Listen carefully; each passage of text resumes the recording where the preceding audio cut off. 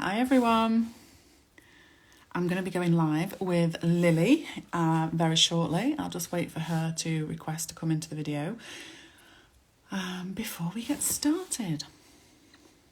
Hi, welcome. We're going to be talking all about love and compassion this evening. I'll explain a little bit more when we get going. We're going to touch upon how we talk to ourselves, how that links with anxiety and stress, and how we can be more loving and compassionate to ourselves. So Lily and I run a podcast and have done now for a little while, which we love. And we just thought, do you know what? Let's go live on Insta and do the podcast. And so the plan is that we're going to go live on here, which obviously I'm already here. We're going to talk about what we will talk about on our podcast. So we're not going to be answering specific questions, but we are just here to talk in general as we do when we do our podcast. It's like we just catch up with each other.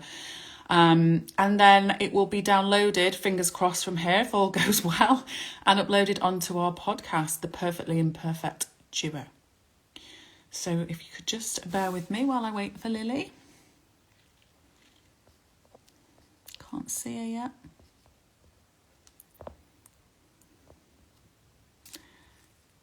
Hi everyone. Hello, hello.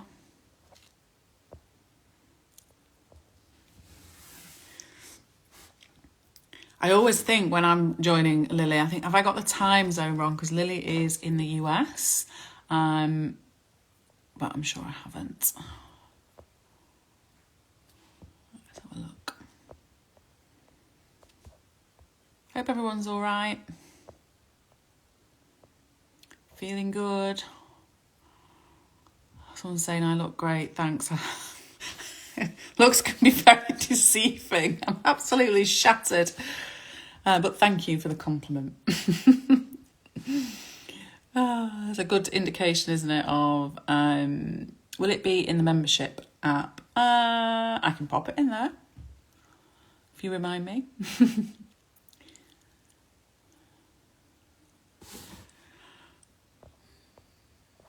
Just thinking, I wonder where Lily is, but it's only 2 minutes past. You know, it's funny, isn't it, when you're sat waiting for something, a minute seems like forever, doesn't it, when actually it's really not. Hi. There she is. So I think Lily has to request to yay, there we are. Go live.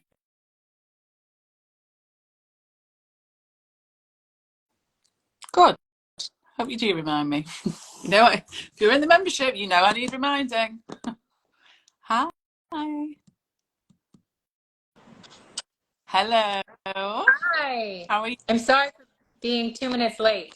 Don't you worry. I was saying, I wonder if I've got the time zone wrong, because I always have that little paranoia with time zones that I've got it wrong. Same, I know.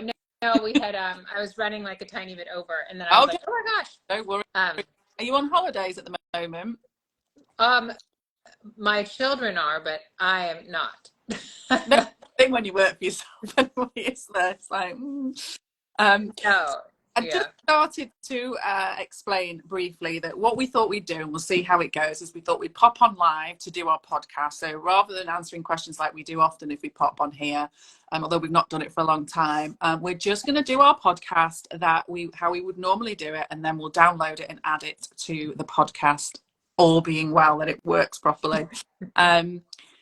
So today's podcast, A Perfectly Imperfect Duo with Lily and myself, we are going to talk to you all about love and compassion. And this is, I would probably say, one of my favourite subjects, one of my favourite areas to explore and talk about. And I think the reason mainly for that is I never realised that how much of a link, if you like, was with my anxiety, and my overwhelm and stress was so heavily linked to how I talked to myself, whether I felt love for myself in that moment, whether I was compassionate with myself or not. And I would never ever have thought about that, because I was so fixated on trying to fix myself and seeing myself as broken. I didn't realize how horrible I was to myself when I was in those moments, and still can be now. And we can touch upon that. But I know that even when I was really severely anxious, people would say, "Oh, you're so confident." And if someone had have asked me, I probably would have said, "Oh yeah, I've got high self-esteem. I'm confident." But looking back, I was awful to myself at those times. And I have really vivid memory, and I talked about this the other day with someone, but really vivid memory of being sat in the car, sat outside the doctor's surgery, where I tried so hard, too hard. I tried so hard not to go on medication again, because I still felt that there was a stigma, which now I don't. I wouldn't think twice about it. But I was sat outside the doctor's waiting for my appointment that I'd avoided for a couple of weeks, and I thought, okay, I've got to give in. I've got to go and get this medication. I'm sat outside the doctor's ready to go in, and I remember saying out loud, I hate myself. I actually hate myself. And it almost makes me feel emotional, because I would never talk to myself like that now. Never. Because at a time where I really needed compassion from myself and love the most, in my most vulnerable of times, my most stressful of times, I was my worst enemy. And I now see what a huge impact that had on my mental health, and how I felt. It was all about, you failed, here you go again, medication again, what's wrong with you, blah, blah, blah. I was just hideous to myself. Yeah. Yeah. I can relate to that a lot too, because I always felt like a failure. It felt like this kind of paradox where I felt like I was very anxious, but also it could get worse. So I felt like I was holding on because I could really lose my mind. So it was like I did so much, and then I felt like I still wasn't the mom that I wanted to be, and I was still not the wife I wanted to be, because I had a very long night routine, a very long morning routine, and I also just was not very present and happy. And so I would have this story that like I was disappointed in my husband, like, and I would go, but I would also have this dialogue. Well, he just doesn't get it. Like I'm like mentally ill. So he can just be like la la and watch TV and smoke weed and eat snacks. And I'm like, part of me was like, was this dialogue of like, you're horrible, you're the worst wife, like you're not even connecting. But then I'd also kind of justify it. Well, I have to do this because if I don't, I'm going to panic. Mm-hmm. And so it was just, I would go to bed most nights just feeling like a failure. Like it would be like, for me, it was this mix of, I hate myself, like I'm not the wife or the mother I want to be. And then also I'd be like, well, nobody else is struggling like me. Like I'm severely ill, and it could get worse. And, Mm-hmm. but it felt, for me, what I didn't know is, so most nights when I would go to bed, just feeling like I failed, like I was so disappointed, because it felt like there was that real like 7 years where either, I mean, sure, there might have been like the good day here and there, but it was like a lot of the times either I had a panic attack and then I went home and then I felt really bad, or I had like made it, like the day was okay, but I was very like controlled about stuff. I had to like isolate and meditate and do my mantras and eat my food, and like I can't relax and just do a spontaneous thing. So I still felt like a failure because I wasn't like go with the flow. Mm-hmm. Um, and I would feel it strongly. And I thought, because I felt it, that was true. Like, Mm-hmm. um, and and I think, yeah, it was those times where and I think when I think of also my clients, especially when they've had intrusive thoughts, or even if they've just made a mistake in the past, they're like, how could I forgive myself? How could I love myself even for having that thought? Or, um, and I think that's why I love this topic too, because what's missing is that love and compassion. And I think it's for, yes, us as individuals, but what started to change it for me, where I just have love for human beings, where it's this human experience, and I'm a human. So Yeah. I think a part of it was, for me, was about the principles, um, was learning about the human experience. And so I started like more like living from that place of like love for me, but me just as this human, Mm-hmm. which is love for me, love for everybody. I stopped like thinking about myself so much and started, I don't know if that was different for you. I think when Yeah, I yeah, think it's that simple thing of just, when you start to see that psychological innocence in every human being, that I'm only ever doing my best given my thinking. And once I start to realize that, and sometimes the way I realize I'm not being kind to myself is not because I'm recognizing my thoughts, not because I'm noticing or really self-aware, but just because I start to feel rubbish. And I know that if I'm feeling rubbish, then there's something going on internally that is feeding that. That is, because externally things might seem difficult, might seem challenging, but my experience is internal, as in I am feeling my thoughts all the time. And therefore, I know if I feel rubbish, something in my dialogue isn't going so well in my mind and in my head, even if I'm not aware of it. But the beauty of understanding principles is that we don't even need to know the content of those thoughts. So I don't need to know what I'm beating myself up about even necessarily. I just know that I'm not feeling good, that my thought has gone down an unhelpful path. I'm not likely being nice to myself, which is just an invite to get present and back in my life. And I think, again, when people would say, I know we've done this before in a workshop, Lily, that we've done together, where I always ask people with this topic, could you look in the mirror and say you love yourself? Could you say out loud that you love yourself? And it's so sad that actually, and I was one of these people for a long time, people will say things like, it's so cringe. Do you use the word cringe in the Yeah. US? Oh, yeah. Yeah. Yes. It's just so cringe. It's so uncomfortable. It feels arrogant. It's embarrassing. All of the words that, and I was thinking actually about this the other day because, as you know, I've got a baby, Aria, who's 1, and I show her a picture of herself on the phone and say, "Oh, baby Aria," and she goes, kissing the phone, showing herself so much love. And I love seeing it because I'm like, she knows that's her. She can see that's her. And she's like, "Oh, isn't she gorgeous?" And I think that's how we're born. We're born with that innate ability to love ourselves and to access that love. And yet we learn, sadly, to take ourselves away from that, to criticize, to judge ourselves. And for me, I never realized for many years, I always kind of thought you either love yourself or you don't, and you have to work at it, and you have to force it, fake it till you make it kind of thing. But I didn't realize, and what I see now is it ultimately just comes down for me to acceptance. And not Yeah. just acceptance when I'm in a good mood, not just acceptance when the house is all clean and I'm being a really good mum and I'm on top of my work. Acceptance when I'm at my lowest. Acceptance when I'm feeling terrible. And if I look back to those times when I was really anxious and I would probably want to retreat to my bedroom and not come out for 2 weeks, I would feel like such a terrible person. Whereas now, if I ever felt like I needed to retreat to my bedroom for 2 weeks, that I would be accepting of that. And the irony is, because I'm more accepting, it doesn't get to that point because I'm not resisting Yeah. what I'm Yeah. Yes.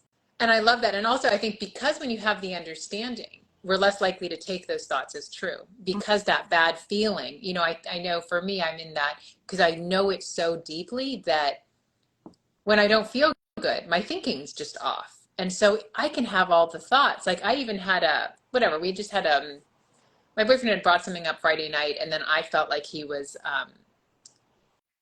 I got like insecure about it, and then I kind of just lost a good feeling. And then I had all these thoughts that like, oh, this is what you always do in a relationship. And that's why it's like the feeling bad was such a gift because I was like, it's all nonsense.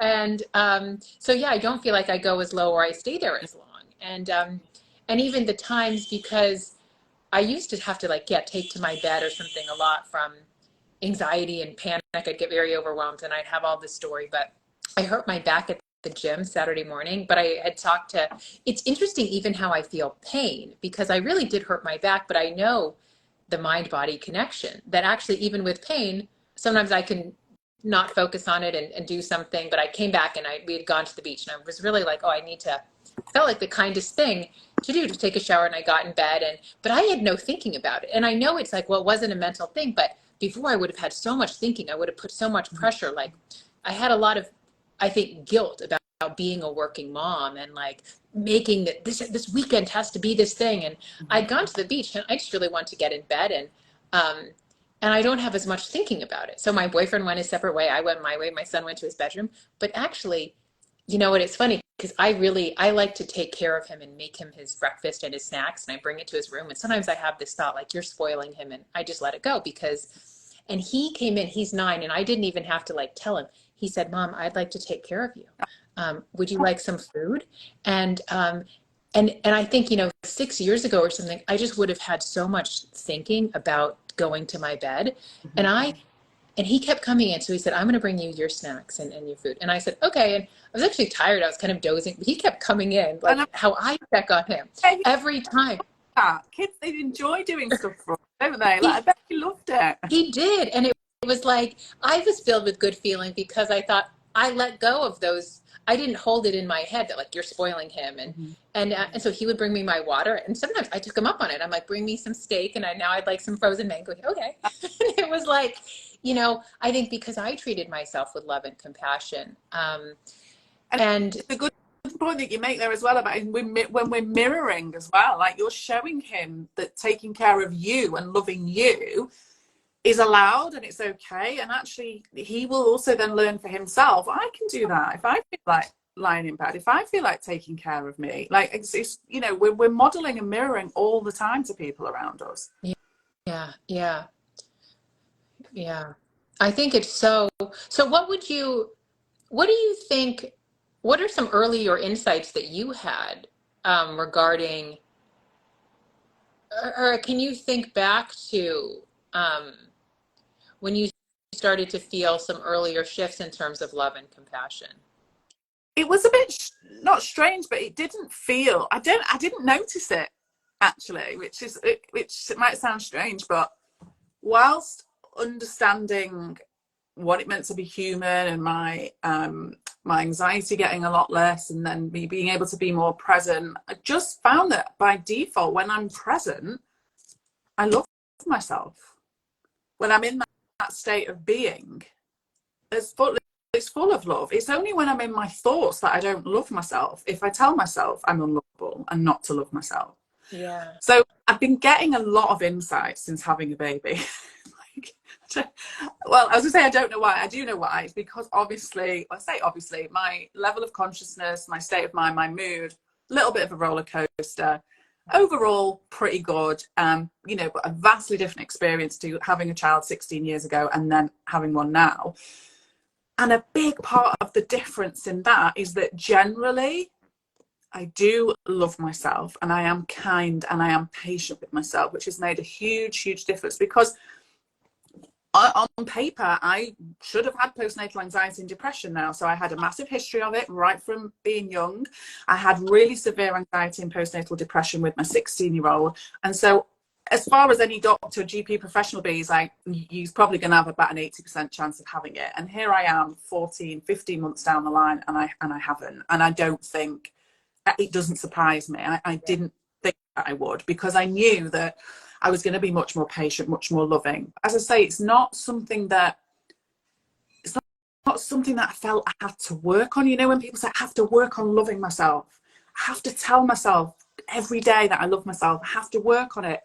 I don't believe I worked on it. I just feel that I've been able to get more present and in my life instead of in my head. And that's where loving ourselves exists anyway by default. So it's not even something that I've had to learn. I have recently realized that I suppose one of the insights and it doesn't even sound that major, but it was major for me, is this realizing that I am worthy and valued and enough even when I'm in a low mood. And so my mood is definitely more fluctuating at the moment. I'm more definitely more hormonal, as you would imagine, postnatally. And so I do find myself getting caught up. And I think it's been a reminder for me, a lovely reminder, that when we're in a lower mood or a lower state of mind, it's way easier for us to get caught up in our anxious thinking.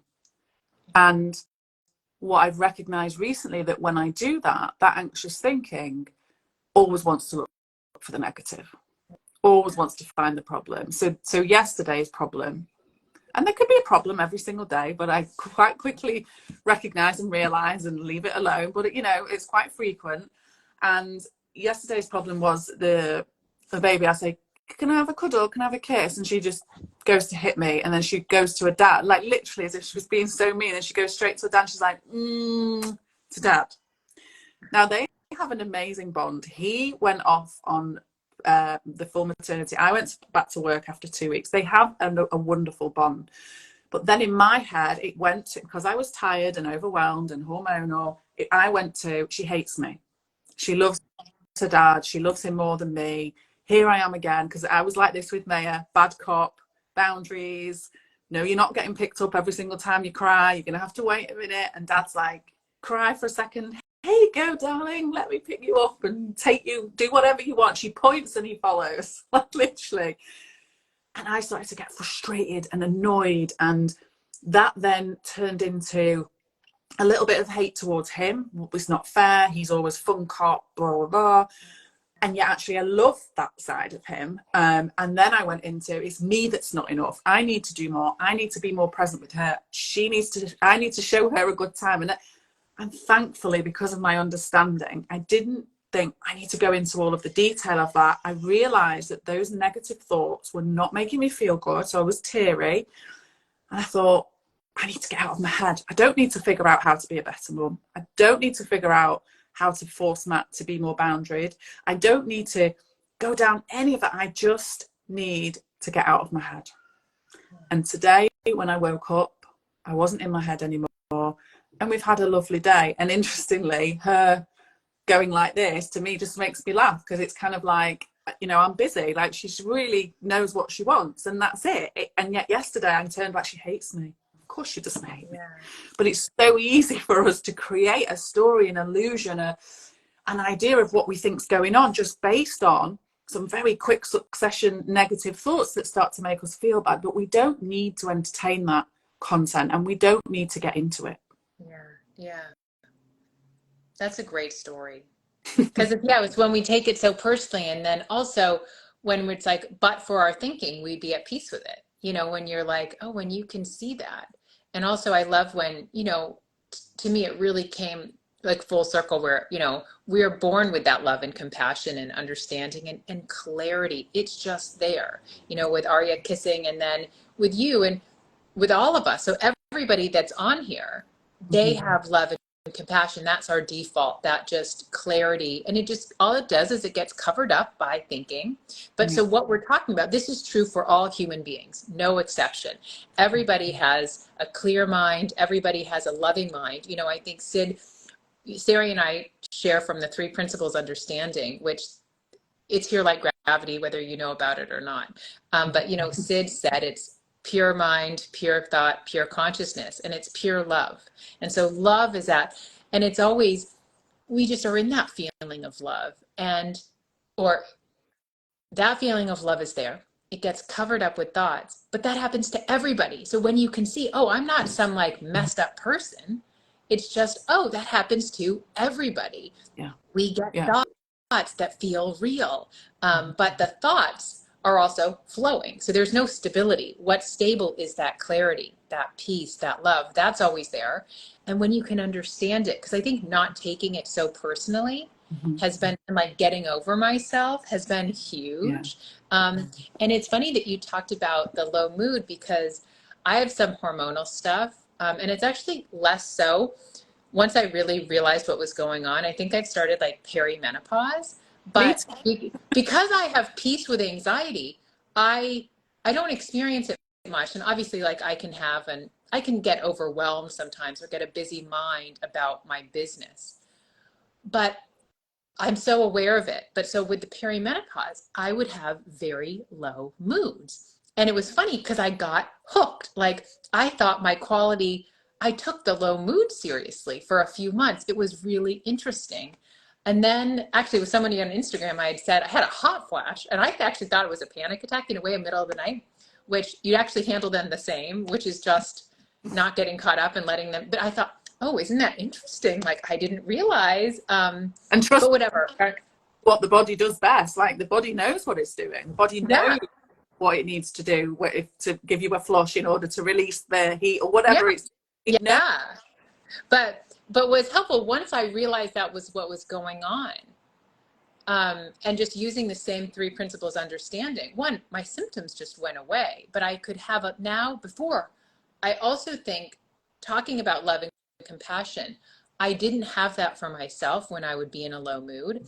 I continued to, like, push myself sometimes it was just like the end of the year with, with my son, and I'd take him on a play date. And sometimes I just sit outside the house, like waiting if it wasn't a good time. And I just did a lot, but I'd still come home and I was like, pull yourself together, make the dinner. And, and I remember one of the last times, but I was filled with like a very sad feeling. But it was, I think, because I didn't have that love and compassion feeling, because I took the thoughts about the low mood much more seriously.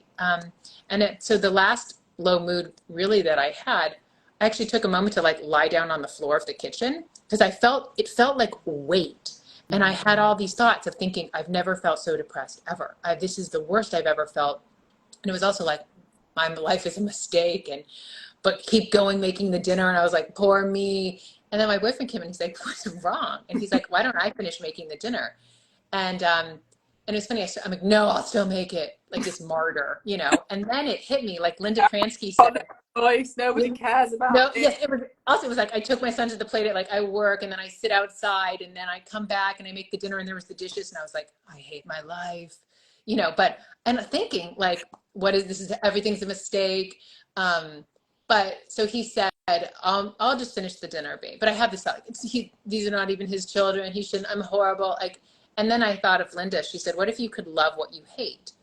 And it's not that I was like, love this low mood, but it, it occurred to me. And actually I said, it was like something interesting, because I don't know why that thought occurred. Well, because I think of Linda, who hated low moods. And so I said to my boyfriend, okay, cook a dinner. And he said, just go upstairs and get in bed, babe.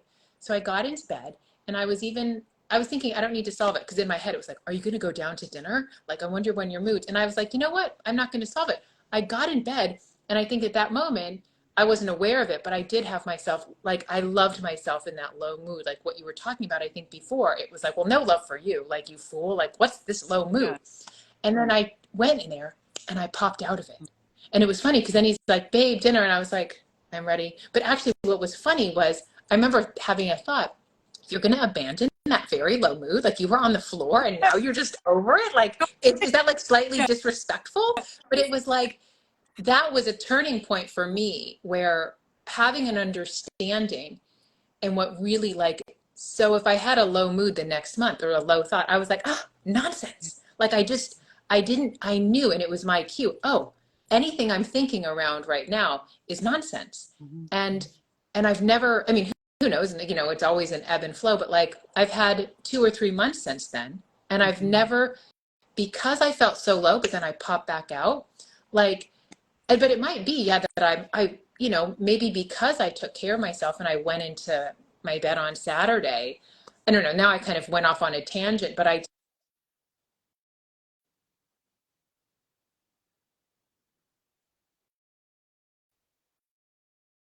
Oh, I think you've gone on to mute, Lily. Oh, there you are. I can hear you again now.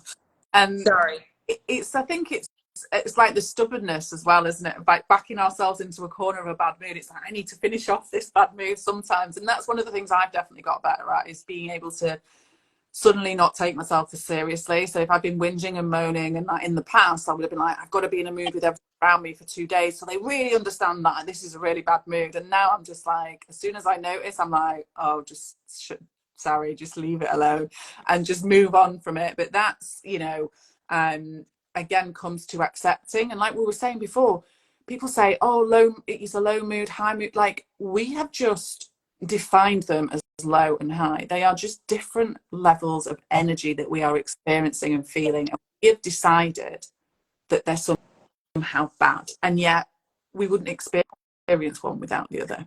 So when I'm in a low mood now, I know that my thinking gets contaminated. I can get caught up in it.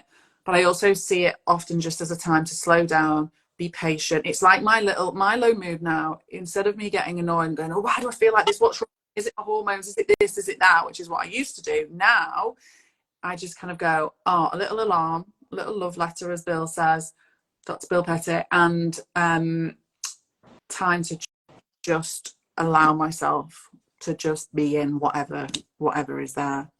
And I found myself a lot recently saying to people, we do not have to prove our worth to anybody or anything. We are our biggest achievements in life. The fact that we are here and we exist as us now, we are our biggest achievement in life. We are miracles.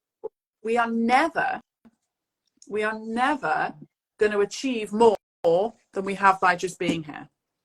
And people might say, my children are my biggest achievement. It's like, well, they wouldn't be here without you either. So you are your greatest achievement. And once we start to realize that, it's like, you know, for me, I was able to just sort of take my foot off the gas from trying to prove myself and be the best version, and just like, I'm already enough as it is.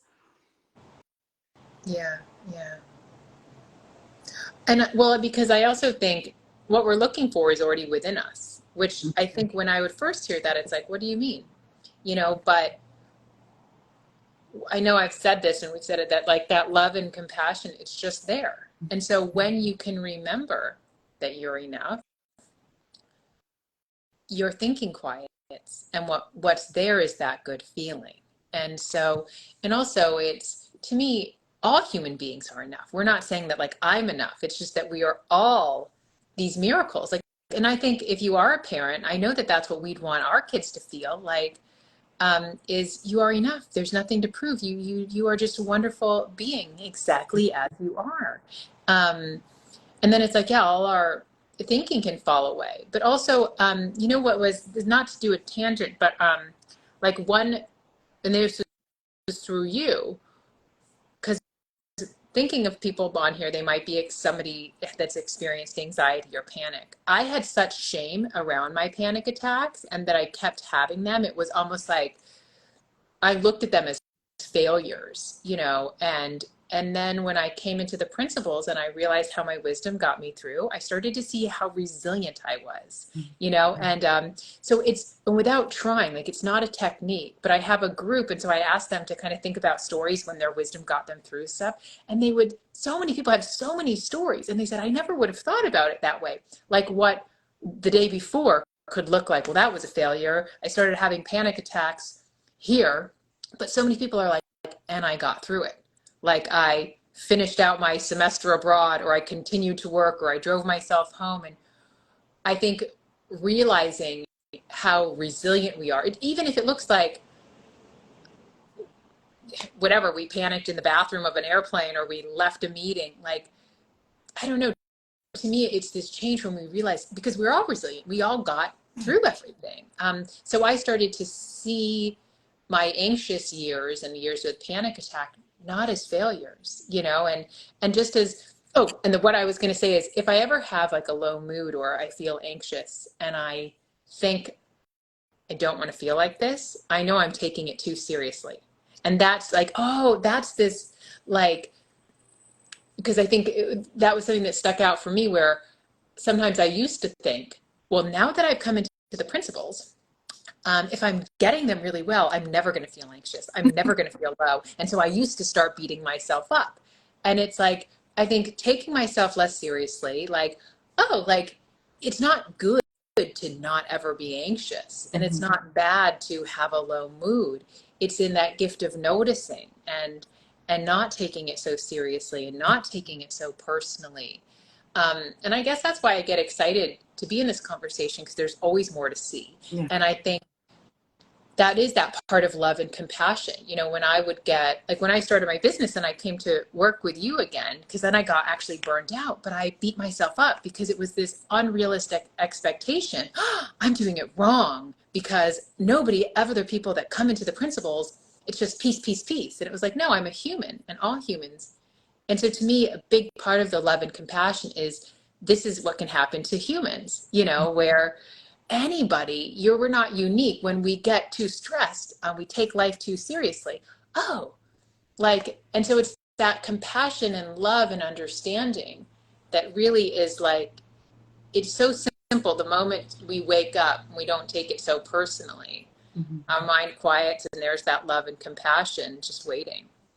And being accepting of what is any given moment, I believe that's why I don't get anxious anymore. Even when I'm stressed or overwhelmed, I would never describe it as feeling anxious like I used to experience, because that's what I describe anxiety. And I describe anxiety as that feeling of panic and feeling like you can't do stuff, that your life isn't how you want it to be, that it's limiting, it's all of that stuff. And now I think a big part of it, as I say, a big part of it is being able to see that we are enough and that we deserve compassion and that we deserve to be able to experience our feelings and the ebbs and flows of life without judgment. You know, and we will judge ourselves, but once we realize we're doing it, we can let that go. We can leave it alone. Again, you know, as I say, having the baby's really shown me, reminded me of so many things. And I love, well, I don't love it in some ways, but I like watching her go from being, from laughing, what we've been calling, I shouldn't even say this, but sometimes we're like, she's like a psychopath, she's a psycho. And that's because she is so present that she goes from crying to laughing to moody to happy to angry, moment to moment to moment. She doesn't give a shit about what how she's showing herself, she's just feeling what she's feeling. And I know that we can't go through life, you know, being in work, throwing tantrums and stuff like that. And, you know, so, but we can accept the ebb and flow of our feelings without the tantrum. It's okay if one minute we feel angry, and you know, and people will throw out things like, oh, I'm sure that, you know, they're bipolar or they're, because their moods fluctuate. And it's like we're being really dismissive actually of you know, that moods ebbing and flowing and us feeling the discomfort is totally normal. And the more we accept it, the quicker it passes and the easier it becomes. And that was another, I think, big insight for me in this conversation of the three principles, was becoming comfortable with the discomfort. So as soon as I used to feel any anxiety, my head would instantly go, oh no, it's here again. And I would jump into catastrophizing every single aspect of my life. Whereas the reality is, if I ever get that feeling, and I've probably in the last 10 years maybe had that feeling in my tummy about maybe 3 times of something that I had every day for years. And when I get that now, the reason I don't get it frequently is because I'm like, oh, I'm doing too much. I need to. Yeah. And that's all it is. It's not, oh my God, what's going on? My life's coming, you know, it's going to be limited, restricted again. I'm not going to want to leave the house. How can I parent? How can I do this? It is purely and simply, I'm resisting. I'm in my head. Thank you for the reminder to slow down. Yeah. It's, I know, and there might be people listening because I never, when I first heard, you know, Dr. Bill talk about love letters, and I think it was with you know, he was saying something because you were who introduced me to him like 5 years ago. I remember being like, ugh. And then it was, I haven't had many moments, you know, in the 5 years where I've had that thought, oh, I could have a panic attack. I could probably say I've had it 3 times, but I remember the first time that I had it, like around 3 years ago, it was so like, oh, and I never would have thought it because I no longer fear panic attacks. And usually I see the love letters, the signals before, but at this moment I'd been going and going and doing a lot. And this time my business had just taken off and I was running groups Monday, Tuesday, Wednesday, Thursday. I was also a school psychologist before I started working with you, and took some time to slow down. But and then I still try to parent, and I was watching Harry Potter, and it felt like I felt very sensitive. Like it felt like my nerves were exposed. So Harry Potter was like overwhelming, and I was brushing my son's teeth, and just I didn't realize it until I had that thought I could have a panic attack. And the moment I did, everything, because it was like, oh, it was this understanding. I just got worked up. I did, and it was like when I had that thought, everything was clear, and I was no longer afraid. And I was like, and so it's when you can have a different understanding about anxiety or panic or intrusive thoughts.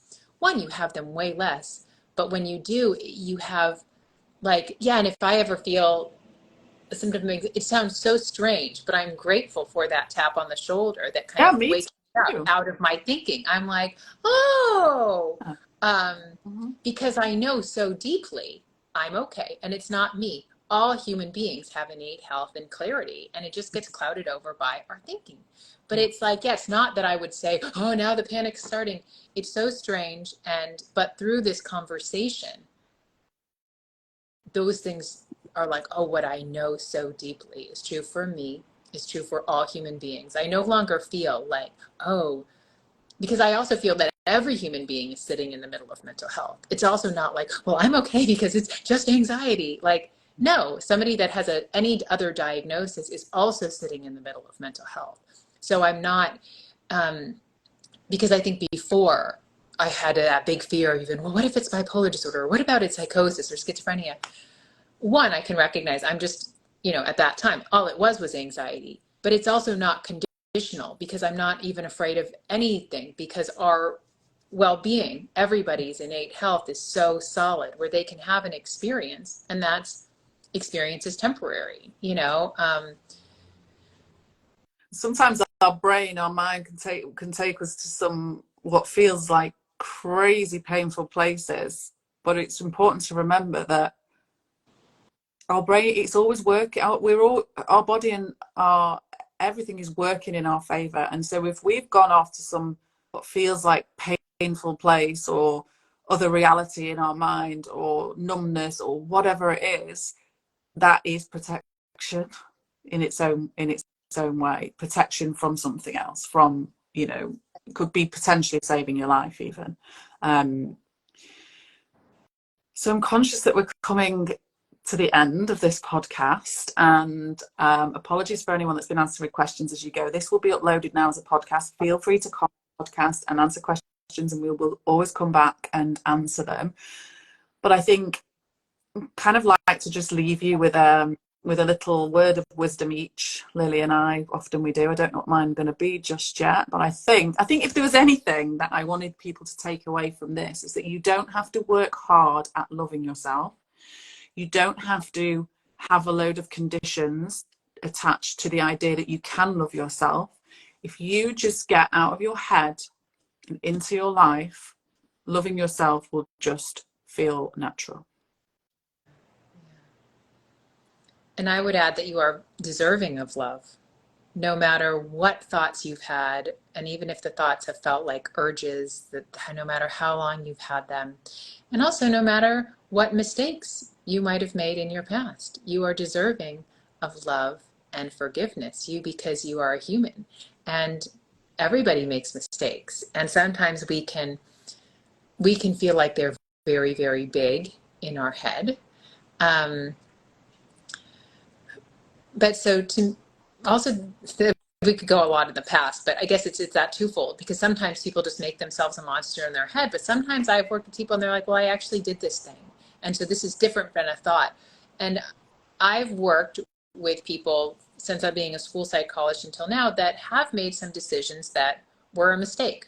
And I had one student who it was a this might sound strange. Now I'm going off on a tangent, but like everybody's doing the best they can given the thinking that they have. And no matter what you have done, you are deserving of love and compassion. No exceptions. There is no exceptions, that you are fresh and new.